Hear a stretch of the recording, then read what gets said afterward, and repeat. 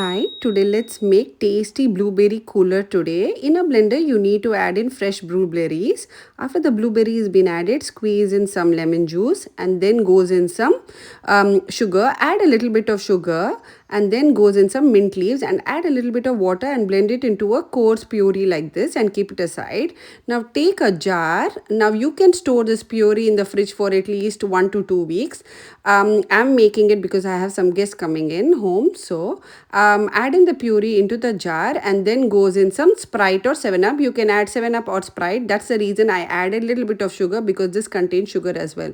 Now the fizz comes up, so add a little bit of it and take a spoon and give it a good stir so that the fizz settles down, and then you can add in the next batch of your Sprite or 7-Up, and just like that your tasty blueberry mocktail or blueberry cooler is ready to serve. You can add it to the glass of whichever you're serving it up, and then you can garnish it with some lemon juice and mint leaves. If you like it more chill, you can add in some ice cubes as well.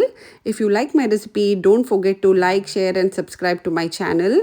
As it's summer and everybody feels like drinking something cold, I would suggest you to try this. Don't forget to like, share and subscribe. Enjoy.